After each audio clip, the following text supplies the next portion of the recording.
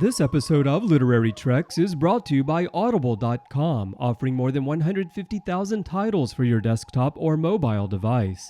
To get a free audiobook of your choice, visit audibletrial.com/TrekFM. Also, help us keep Star Trek discussion coming to you each day by becoming a Trek FM patron through Patreon.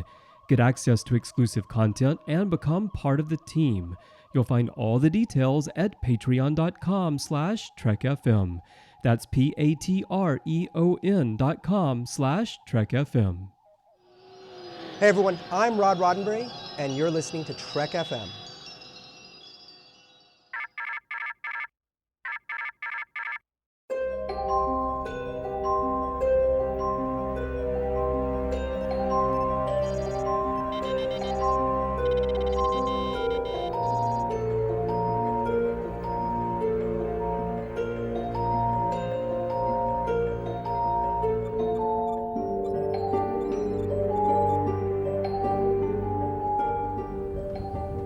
Are you taking all these books? I thought I'd take some light reading, in case I got bored. Welcome, everyone, to Trek FM's dedicated books and comics show. Stress on the comics tonight. I am just one of the hosts here, just one of the people that comes to you every week to talk about this, and I'm joined by two illustrious gentlemen, amazing men, one wearing a Batman shirt, Bruce Gibson. Bruce, what you were wearing the same Batman shirt last week. That's what's funny. Well, it's like my podcasting uniform, I guess, as of now. Oh, okay. But to be honest with you, I wear this to bed at night. So after the show, I go straight to bed. So I'm dressed for bed. Wait a minute, Bruce. I'm noticing a lot more stubble on your face today. Have you just been sitting there for the entire past week? You figured it out. I have not moved from here. I've just been reading Star Trek books, waiting for this next show. I haven't used the bathroom, a shower. I haven't gone outside, and I haven't had anything to eat in 7 days. This show just got really weird. Dan, save us. How's it going, man? Not too bad. Finding out a lot more about Bruce today than I anticipated. But no, not bad at all. Happy to be here as usual. Yeah, you know what's great is that's eternal. That recording right there, that's going to be there for a long time. I mean, I don't know if it'll be here for eternity, but it's going to be there for a while, folks. So, yeah, we learned a lot about Bruce today, and we're going to learn a lot about the brand new, in our news segment, Rise of the Federation book, which has a new blurb. Dan, what have we got coming for us? Excellent. Yeah, Rise of the Federation, Patterns of Interference by Christopher L. Bennett. The time has come to act. Following the destructive consequences of the Ware crisis, Admiral Jonathan Archer and Section 31 agent Trip Tucker both attempt to change their institutions to prevent further such tragedies. Archer pushes for a Starfleet directive of non-interference, but he faces opposition from allies within the fleet and unwelcome support from adversaries who wish to drive the Federation into complete isolationism. Meanwhile, Tucker plays a dangerous game against the corrupt leaders of Section 31, hoping to bring down their conspiracy once and for all. We know he'll succeed at that, right? But is he willing to jeopardize... Is Bashir going to go back in time and him and... Is that what Control is? Yeah, maybe it's something he set up in these early days and they're tying it all together. There you go! That would be awesome! That would be really cool. But is he willing to jeopardize Archer's efforts and perhaps the fate of an entire world in order to win? Ooh. I like this. This sounds really good. It actually sounds like that it will be a little bit... story sounds epic, but it sounds like that it's going to be a little bit more focused on just a couple of plot lines, and I'm really excited to dig into both of these. Mm-hmm. Yeah, I'm excited too. I'm excited about this. It all sounds good, but there isn't anything really earth-shattering, revealing in this description because this is all hinted at in the end of the last book. So this is consistent with where I knew this would probably be going. But I'm glad to hear that because that's what I'm expecting. So this is awesome. Well, it's pretty cool because we're getting, another Prime Directive argument, but it's the first one. So that's pretty cool. I think that the idea of understanding how that came to be and why it came to be, and the fact that Archer would be involved in that. It just makes complete sense, and I'm really excited to see this play out in the story. I think it's going to be a lot of fun. It's going to be very interesting, and I'm also interested to see as well if Trip is able to have some impact on Section 31. So maybe the reason that it takes so long for it to get to where it is because of what he is able to do. Maybe he is able to cripple it in some way so that it takes it longer to get back to the point where, we're with Control and where Bashir is. So I think that would be really neat and an interesting way to tie together those two very far apart parts of the Star Trek universe, because we're finally getting that final story, at least for Bashir, in that. And so I love this. I'm super excited, and honestly I think anytime there's more just Archer and Tucker involved in the plot line, at least just from the blurb, I'm excited, because those are two of my all-time favorite characters in Enterprise. Dude, that's what I was gonna say. Yeah. Sorry, Bruce. My bad. No, that's good. I mean, it's exactly it. I was like, I don't know. There's just something about Archer and Trip. It seems like it's a basic story. Like, it just feels like Enterprise. I guess the thing is, it's not focused so much on the founding of the Federation and there's all these things going on and T'Pol's over there and Reed's over here or whatever. It's like, it's going to be Archer and it's going to be Trip, and they're going to take down the institutions. Like, that just sounds awesome. Yeah, it's pretty cool. I do have to say also there is precedent for the tying together of, the two, in Destiny we had stuff linking back to Enterprise. So I think that would be a really cool kind of mirror for that, having, kind of another tie to centuries earlier, the founding of the Federation and the roots of Section 31. And, maybe pulling it apart in ways that we never thought of. That's pretty cool. Since you brought that up, I'm like really stoked about that idea. It was an interesting idea, and it only came to me thinking, we're going to get that book, though. We're getting those two books at the same time, so maybe that's something that they kind of have been working a little bit in tandem with. And that, to me, is very exciting. Obviously, the Star Trek authors are known for trying to make sure that everything fits together in the universe as they're creating it now. So I'm super excited about that thought. Which leads me to one of the things that we've talked about on the show a bit is the fact that the Waypoint comic number 2 would be coming out, and we would be getting a wonderful homage to one of our favorite things to do on the show, which is talk about Gold Key comics. And I have to say that this is just dang near perfection, this first part of this Waypoint 2 here with Dayton and Kevin. I mean, when a Star Trek comic and a Gold Key comic turns into Rock'em Sock'em robots, it's going to be awesome. Yeah, this was a lot of fun. As soon as you flip to that first page and you see that kind of faded, old style newsprint look, I was like, okay, this is going to be pretty great. And yeah, I mean, they do a really great job here, kind of emulating that old style and making it feel really campy and quirky and fun.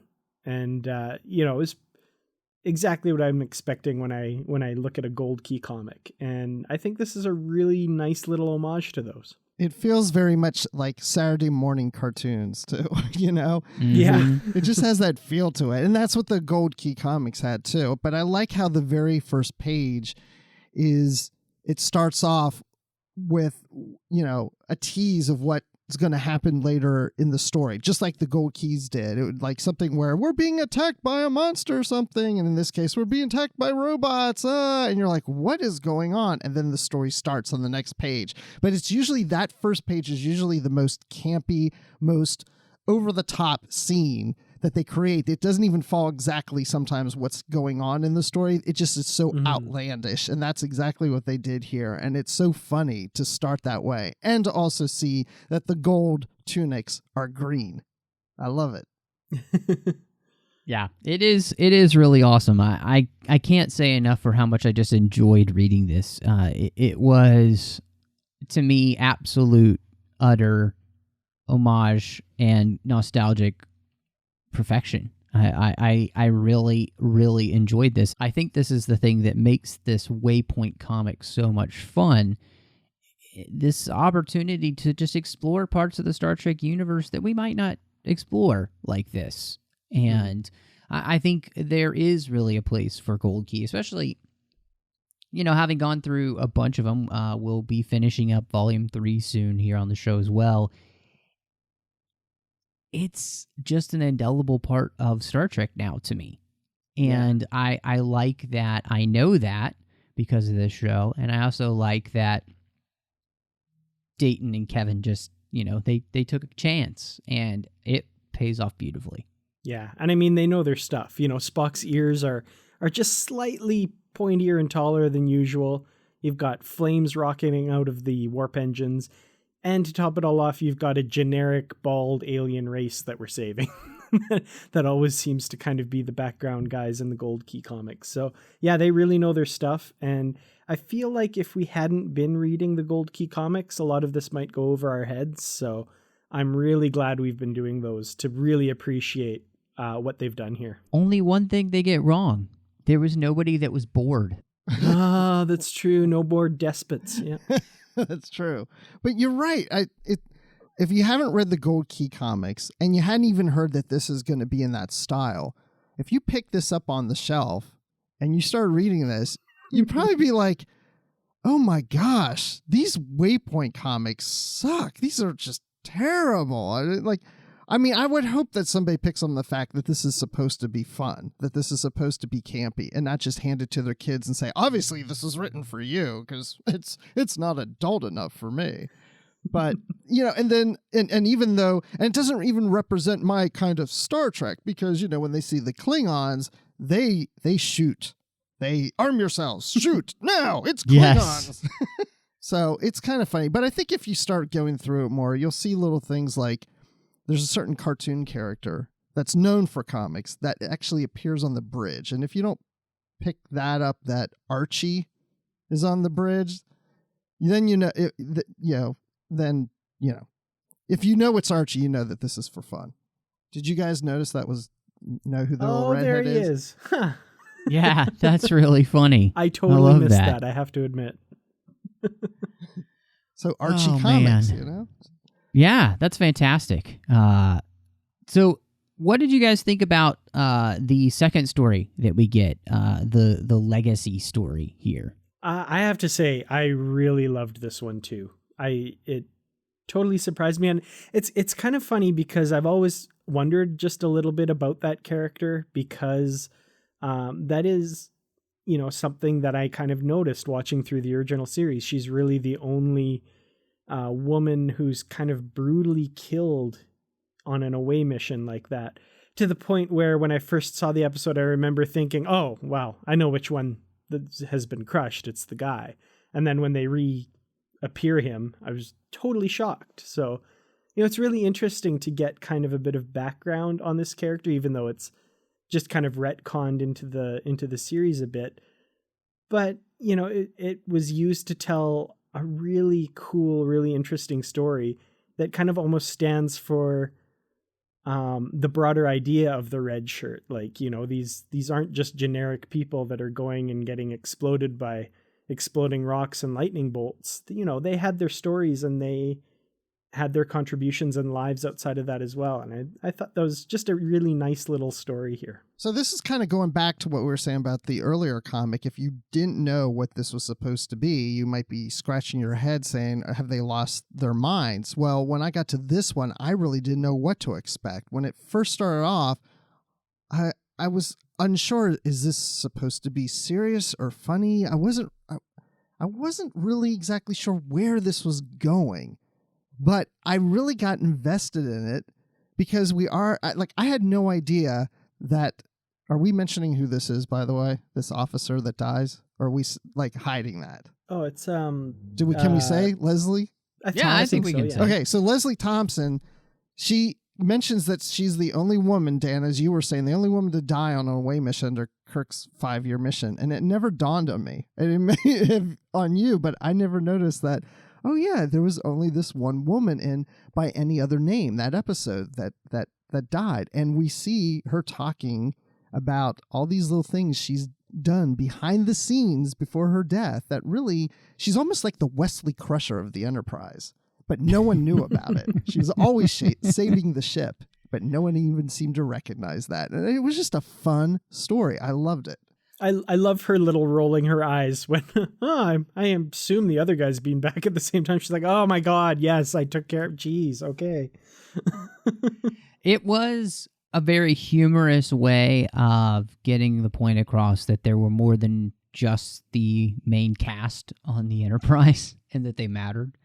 And I liked that. I also thought it was interesting, too, the way in which they worked in the Kelvin Timeline uniforms for the Prime Timeline, that the cadet uniforms, they were the red that you see. And so, yeah, I thought it was good. You know, it wasn't like revolutionary or anything, but I thought it was as a strong finish to this issue. So, Waypoint for me has been a lot of fun so far and very interesting. If anything, I think that's the best part about it. It's been interesting how they're taking it. And what's kind of great about it is you don't really know what you're going to get when you open it up. It is kind of a little bit of a surprise, but that makes it so much fun to see, okay, where and how are they going to explore the Star Trek universe in a way I just haven't seen yet. So I really enjoyed that. It's Cracker Jacks. You open it up and you don't know what that prize is going to be. So that's the Waypoint comics. You just don't know what you're going to get,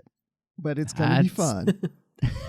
That's a great way of putting it. I love that. And by the way this story ended, I'm not going to reveal it, but did you recognize the person at the end? Or because I had to kind of do a double take and think, wait, is that who I think it is? Mm-hmm. Yeah, I thought that was a really nice touch, And again, yeah, I don't really want to give it away, but it was pretty cool that, this person provided inspiration for other women in Starfleet. Yeah, it's very cool.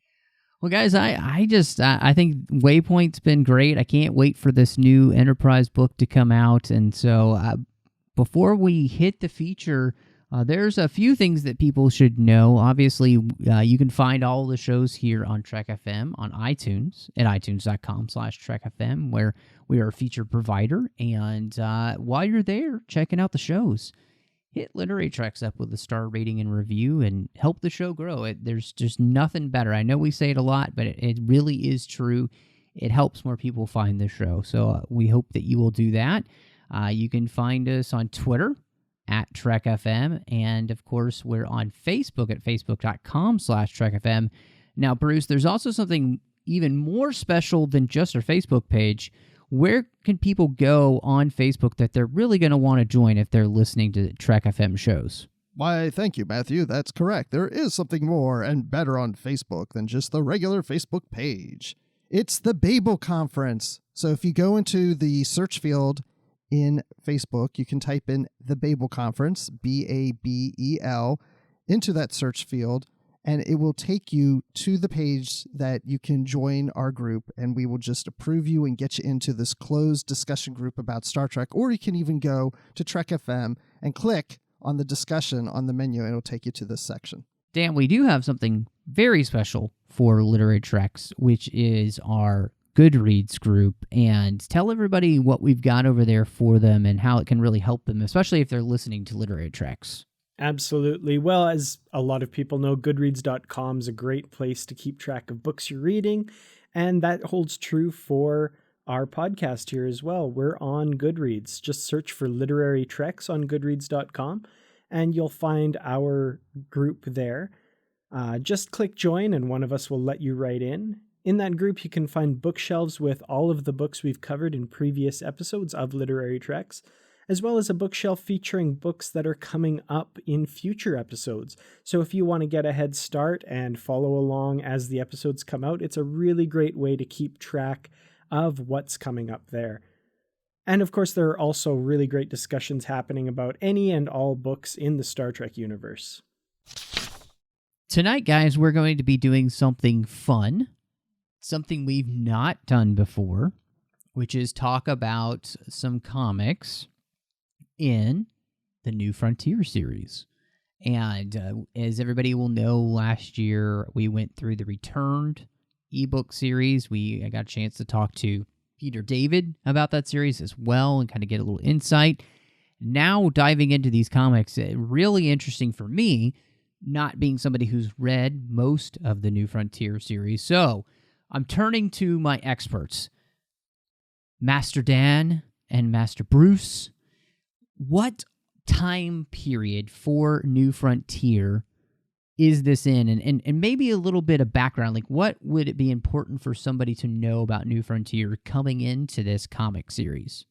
Okay, so yeah, that is something that's really unique about New Frontier, is that it is ever changing. So there are different circumstances. Each new book kind of advances the story forward. And this comic does take place at a very specific time in the New Frontier timeline.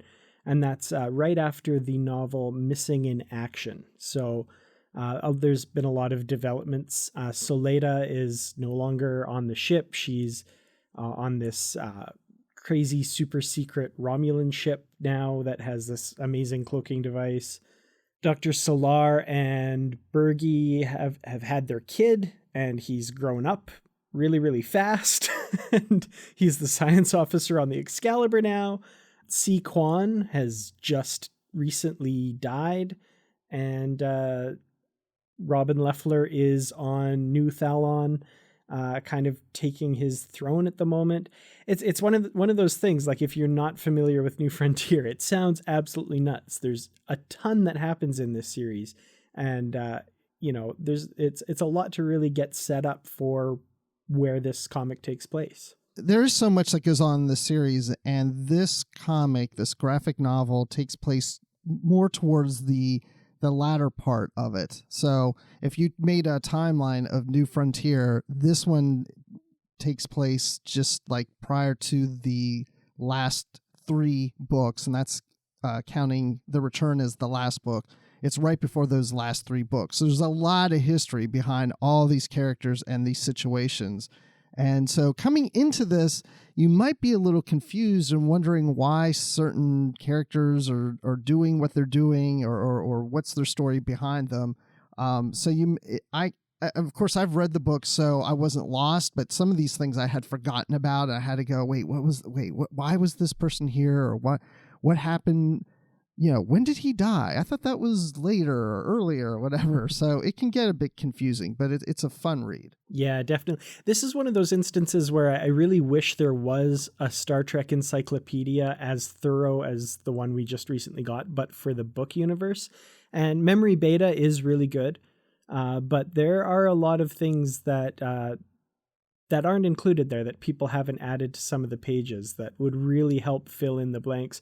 As someone who's very familiar with New Frontier, even me, like I haven't read it in years. So I found myself looking back and trying to figure out, where was this character? What's going on here exactly? Just like you there. Well, and Mark McHenry, which you'll find in this graphic novel, is like this god-like being. Well, he's a descendant of Apollo.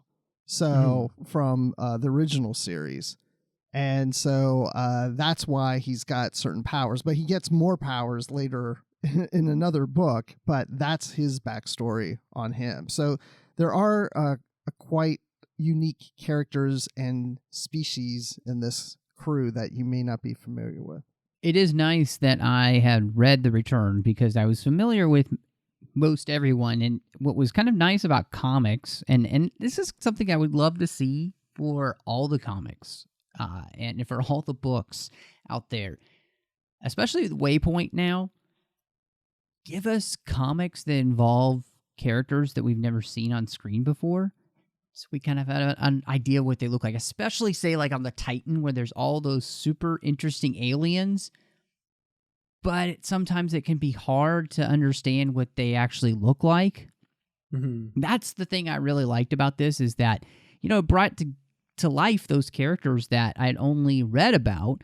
So now you get to see, and it brings a whole new level. And that's one of the fun things about doing comics is you get that opportunity, which honestly is just fantastic. Well, and I mean, that's another thing about New Frontier. And I think we said this when we talked about The Returned as well. The characters in New Frontier really, really lend themselves to the comic medium because, and I mean, a lot of people know this, Peter David is a comic writer. Like that's a big part of his career. And I feel like the characters he writes tend to be larger than life and fit really well in comics. So, the New Frontier crew here really felt at home in this medium. I mean, Zach Kebron, you can make a lot of jokes in print about his physicality and his size, but there's just something about seeing it on the page of him, gripping the head of a Romulan and saying, or I could just crush your head. There's just something that really looks great in a comic book, seeing that visual. He's almost like the Thing from Fantastic Four. I hadn't even thought about it when I read the novels, but until I saw the comic, it made me think of him. And yeah, Matt, you're right too about Titan. I would love to see visual representation of all the different crew members, because when you read a book, we have our own interpretation, and I think that's great that we have our own way of visualizing these characters. But then when you see it in a comic, it kind of lets you know where the author is, how that person visualizes what the character looks like, because they communicate that to the artist. So having read a lot of these New Frontier comics, the visual representation of the characters didn't really sway too far from what I had pictured, because they've also been represented a lot on the covers of the book. So I already had a good idea of what they look like. And this is actually the second comic. There was an earlier version. I think it wasn't a full graphic novel, I don't think, but there was an earlier version comic too that had come out like a few years previous to this one. Well, and I have to ask you guys, because this is one of the interesting things. I think on a whole, if I were to kind of categorize New Frontier after reading a little bit of it now, I really feel like that it almost fits better in more like a Kelvin timeline feel to it, because there's so much that's kind of heightened, off the wall. Star Trek has certain boxes around it for the most part, and this kind of breaks everything down, and it's almost like Star Wars and kind of a Lord of the Rings feel, and Star Trek all had a baby, and that's what you get with New Frontier. So, and even just the very first page of the comic feels like the Kelvin timeline when this ship has nacelles the size of like Kansas. I was going to say that. Yeah, exactly. This ship even has humongous Kelvinverse nacelles. Yeah, absolutely. You raise a good point. Mackenzie Calhoun is very much almost in the same vein as the Kelvin timeline Kirk, like very much an impulsive, brash, take action. Kind of what people think of as Kirk in the original series, but he wasn't really. That's kind of a bit of a caricature. But yeah, Mackenzie Calhoun really embodies a lot of those characteristics for sure. I'm a big fan of Peter David, and he hasn't written as much Star Trek in the last several years as he used to. And when he would write for The Next Generation, I always thought he really brought out those characters more so than what we saw on the television series. And I thought he really worked well with the original series crew. But with New Frontier, it always seemed kind of like what you were saying, Matt, almost like a different universe. But I always thought of it as being, this is the Star Trek series that if it was on TV, it would be the HBO version. It's what is on HBO. Because it's some of these characters are over the top. The situations are just kind of crazy. And as you read the stories, as you go through, it just gets, the situations get a little more and more bizarre and crazy. And there is a fantasy feel to it. So and there's, a few sex scenes in all the New Frontier stories, including this book too. So again, that's something you would expect to see on HBO. So it's Game of New Frontiers. That's so true, because even in the comic, I mean, there's points where characters are just hitting on other characters, and it just feels kind of out of place, and really just, it does almost just feel like Game of Thrones, where you kind of know that they throw in nudity shots for nudity shots' sake. Sometimes I was reading this, I was like, really? Like that, the Romulan characters in the story, Soletta and the other one, they're like, well, we've got time. And so their first thing is to start stripping on the bridge. Like, really? That's what you're gonna, I mean, okay, sure. Don't sit in that chair. Yeah, well, I mean, you're all alone on a big, huge Romulan ship. No one else is around. Why not? Just, don't sit on the antimatter containment field deactivation button, and I guess you're fine. Yeah, you might want to make sure that everything's kind of locked, so you don't actually sit on the wrong thing and, blow yourself up. Butt dial Romulus. Whoops. Oh. There's nothing worse than butt dialing Romulus and having, the big view screen come on when you're in the middle of some get-togethers. I've never heard of butt dialing in Star Trek. That's so awesome. Yeah.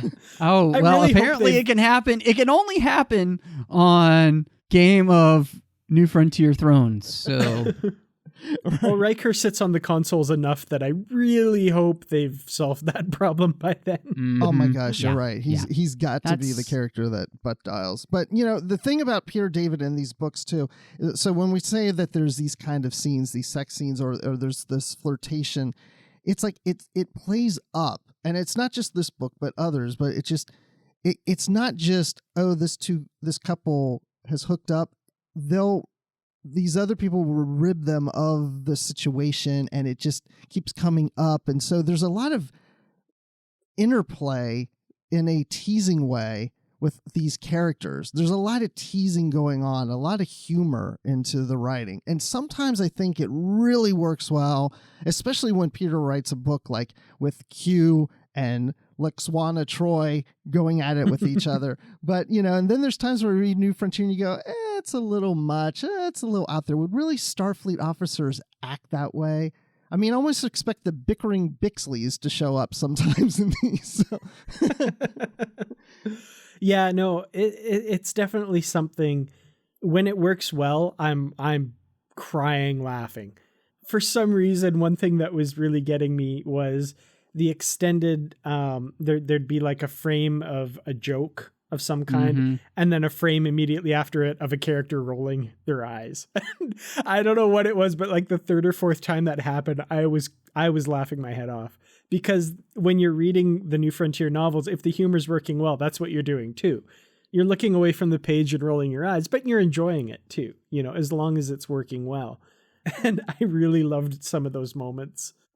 It is funny, and it is, again, it has just such a heightened sense of everything about it, and it is a completely different brand, I think, of Star Trek, and almost, again, I think it feels in a lot of ways the direction they took the Kelvin timeline a little bit, but that even seems reserved compared to what they do in New Frontier. So yeah, it's very different. And this one is an interesting story just because what happens here is, and they don't realize this till quite late on in the book, but it's pretty basic plot. Calhoun from the Mirror universe has found his way into our universe by accident and finds out that there's this new basically time ship, because the new propulsion system that the Federation has created that they're testing uses time jumps to move instantaneously from one place to the next instead of, bending space, it bends time.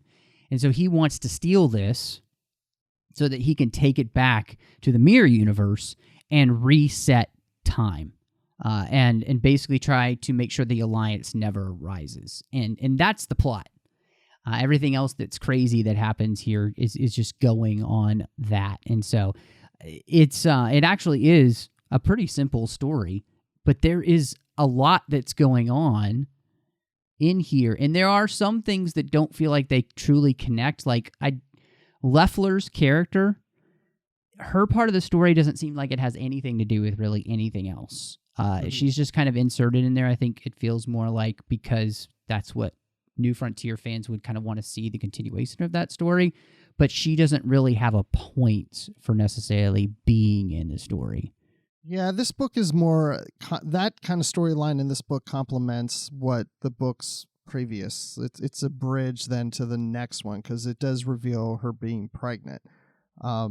So you're right, it really has nothing to do with this story, but in the context of all the other books, it has its place. So if as a standalone, it is a little odd that storyline would be featured in there, because it has nothing to do with anything else. She doesn't even interact with the Excelsior crew. And Dan, I'll kind of put you on the spot on this. So this is, Matt, like you said, the Mirror Universe. There were New Frontier stories in the Mirror Universe books that came out, and I don't think I've read those yet, because there were short stories but in the Mirror Universe, but I haven't read these yet. So Dan, have you? Because I have a feeling this connects to those too. I really hate to say it, but yeah, those stories, they're collected in a couple of the Mirror Universe omnibuses, and I'm afraid to say I have not read those, other than the little parts where Calhoun comes into play in the novel Rise Like Lions by David Mack. Other than that, I don't know a lot about the Mirror New Frontier guys, unfortunately, so I have to say I came unprepared for that one, I'm afraid. See, I put you on the spot. I have the books, and I think I may have read one of the short stories with New Frontier, but I don't remember it. But I'll have to bring those books out and at least read through them all and see if it connects with this. Mm-hmm. Yeah, I've actually got them on my shelf as well, and just sadly they're ones that I haven't gotten to yet. Can you believe it? After all these Star Trek books we read, we haven't read them all? I know. I don't feel bad. Like when I look at the lists out there, it's insane when you think of how many books are out there. So I don't feel bad for not knowing it all. I wanted to ask you guys, for me, it's a little bit different. So I just wanted to ask you, how did you like the storyline itself, especially being New Frontier guys? You've read the stories. How did you feel like this fit in? Did it just feel like another part of the story? Was it better for you? What did you guys think about it? I think something about it that really surprised me was really how much it just felt like a continuation of the story. And this kind of goes back to what I was saying about how well these characters are adapted to this medium. The New Frontier novels to me very much feel like comic book, like pulp comic book stories. And so it just fits so well. And I read this way back when the novels were still coming out, and I read it, in the proper place in between the novels. And it just really continued that story forward, and the story flowed. I think I was really expecting something that stood apart from the main continuity. So the fact that it continues a lot of those threads, not to mention introducing, a huge revelation in this story, was a real surprise to me. So I really enjoyed the fact that it really felt like a one continuous story through the books and the comics. Yeah, I thought it was going to be just a standalone story like you did, Dan, and it really proves that if you are going to read through all of the books, all the New Frontier books in order, you have to include this one. It's maybe not a must, but I think it's recommended that you do, because it really fits in with that whole storyline all the way through the books. And as a story of its own, I thought it was pretty good. I mean, it wasn't like, I think there's some other books that I've really enjoyed on the New Frontier more so than this one, but reading this in a comic form made me realize how pulp comic those stories and those books really are. Like you were saying, Dan, that's how those books kind of feel. This made me really realize that, you know what? This does feel like it belongs in a comic. So it would be nice, now that we've had more books recently in the past year or two in the ebook series that came out that Peter did of New Frontier, if we could have maybe another comic in there, maybe a Waypoint, something like that. That would be cool. I was gonna say, yeah, like half a Waypoint issue would dedicated to New Frontier. I'd be all for that. I don't know how popular New Frontier was. I don't know how widely it was read, but that would be really cool. Yeah. To me, it does seem that, Peter David is a comic writer. And as you guys are saying, this seems to work really well in comics. Like, this seems to fit just perfectly for the medium. It is kind of shocking that we don't have more New Frontier comics, because it really does seem like the perfect place to put it. And, coming from somebody who hasn't read a lot, but I can definitely just see that this is perfect for this medium. And I think what you guys are saying is just right on. And I am surprised that we haven't had more, because it just seems like, a match made in Thalaron. So. Well, I'm sure Peter would say that he's all open to doing more. As long as they open a checkbook, he'll be there to do it. That's true. That's true. Well, anything else for you guys, especially, again, being people who have spent a lot of time with these characters, anything else that really stood out to you in the story that you really liked and you felt like, oh man, this is just classic New Frontier, or wow, I wasn't expecting that to happen. I think a lot of the imagination in it, like you say, the story is fairly simple. There's not a lot of depth to that story, but some of the ideas I thought were pretty cool, and some of the visuals, like the idea of this time ship making these jumps and able to kind of clone itself and create its own fleet to attack. And I think at one point, one character refers to it as a fully realized version of the Picard maneuver. So yeah, the ship doesn't actually just appear to be in two places at once.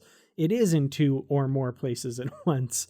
And, a lot of stuff like that was really interesting. And especially with it being a comic, really lent itself to this visual medium as opposed to something printed. So I think even though the books have a lot in common with the comics and feel like comics, Peter David was able to really make good use of the medium here, even above and beyond what New Frontier would normally be. I think the things that surprised me were, one was early on in the book with Jellico, when he was abducting the ship and attacking the other officers. Of course, that's totally out of character. So already I was interested in wondering if this was really him, or he's Section 31 maybe, or something. So that piqued my interest to see where that was going with him.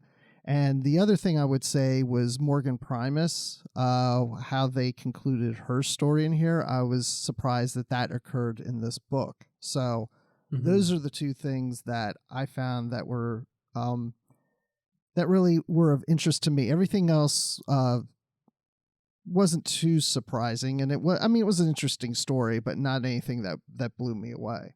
I think the interesting thing, just listening to you guys, is the fact that they didn't let the comic be something that was just kind of a standalone. They definitely made it part of the New Frontier storylines, and because of that, it was important. Important things like you guys are just saying happened in this comic for the characters that you had been following. And so if you didn't read this comic, you would have missed out on something. So I think that's pretty neat to me, that they felt like, no, we're gonna make sure that readers of this comic feel as though they've gotten their money's worth as a New Frontier fan, and make it mean something. And I think that's, anytime you do any kind of media like this, I think that's just really important. Make it feel like it's worthwhile to the story. It's Star Wars right now doing their whole new canon and everything. You run into that problem even more because it's more difficult because you're trying to keep things behind, for films or TV shows or whatnot.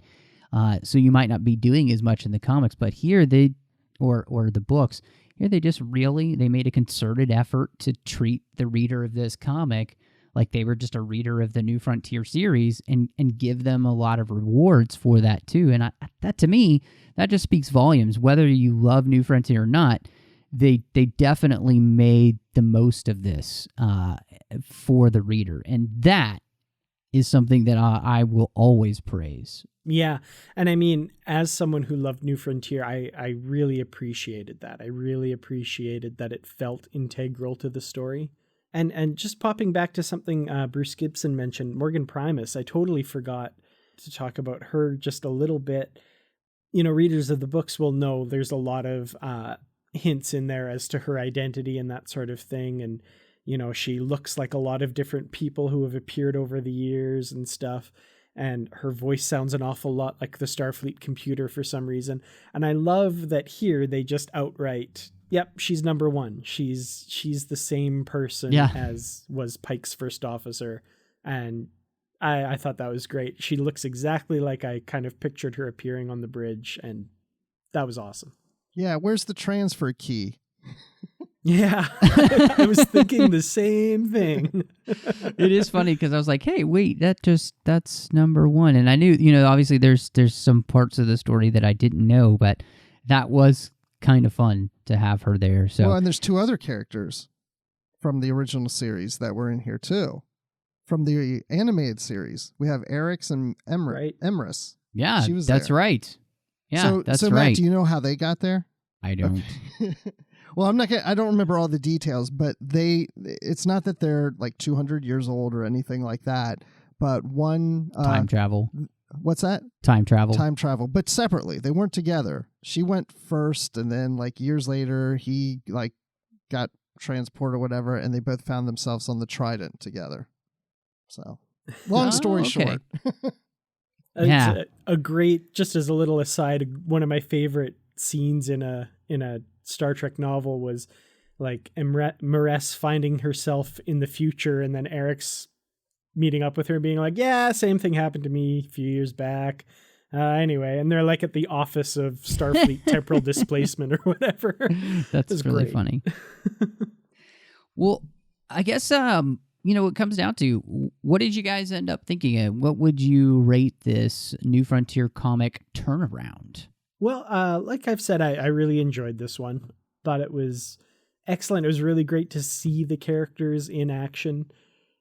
So I would have to rate this one pretty highly, I think. As a New Frontier fan, I would definitely rate it, I think, 4 out of 5 super secret cloaked Romulan warships.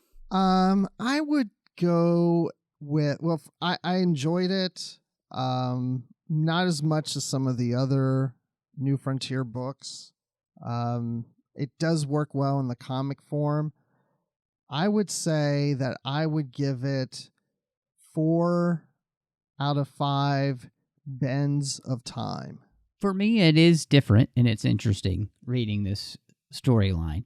And I think that for me, I've kind of come to the conclusion that probably New Frontier isn't really my thing.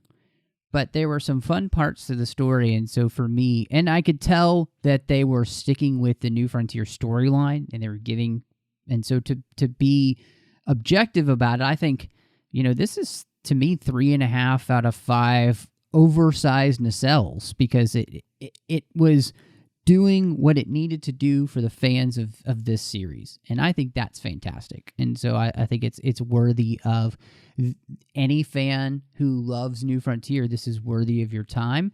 And I think we just realized that if you're going to get into New Frontier, probably the best way to do it is to start at the beginning, because that's a very good place to start. And it's worth it because you're getting the build up that and you're getting to know the characters. So yeah, this is definitely a lot of fun, even if for me, I hadn't read all of it, and worth my time. It was a lot of fun, I think, to revisit a comic that I remembered reading way, way back when, and to kind of get to see these characters again that, were a really big part of the Star Trek novels I read growing up. I really like just seeing characters that we read in novels and never see them visually. And we said that earlier, and I would even love to see this with Vanguard. I'd love to see a Vanguard comic.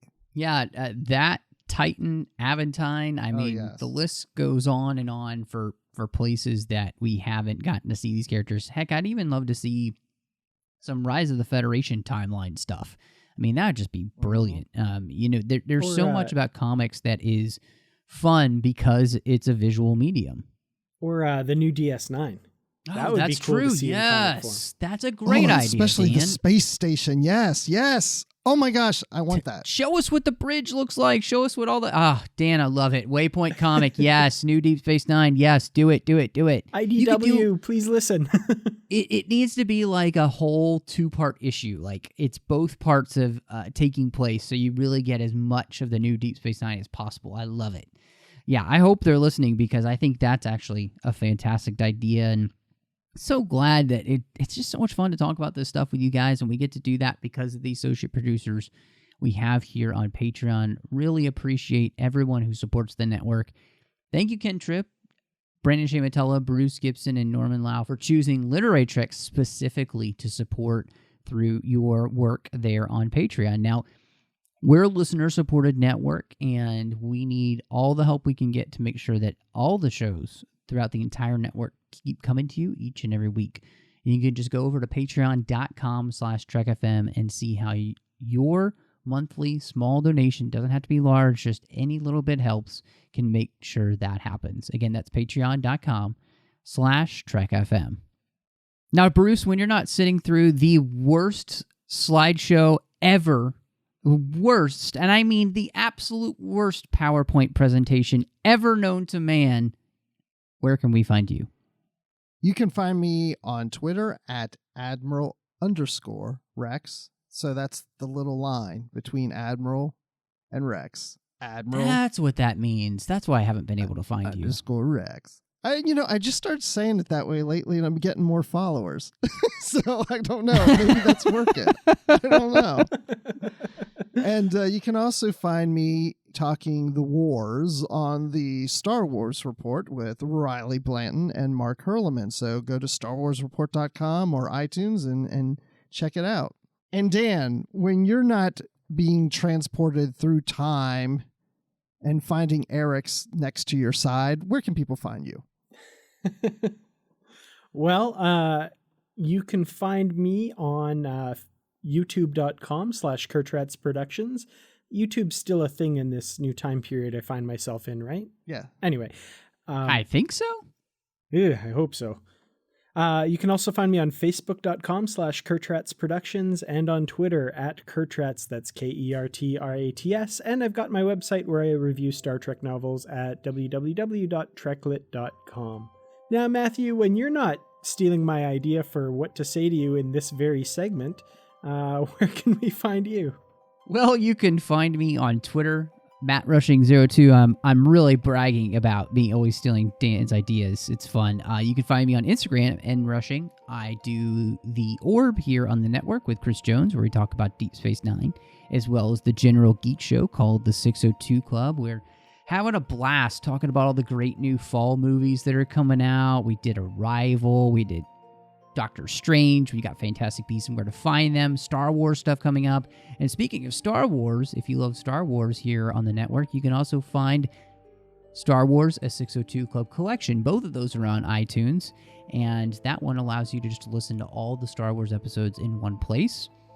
And if you can't get enough Star Wars, and honestly, who can? You can find me on Aggressive Negotiations with John Mills, talking about all things Star Wars every week. You can find that on thenerdparty.com or on iTunes. Well, thank you so much for joining us, and until next time, live long and read on. What do you call that, light reading? To each his own, number one.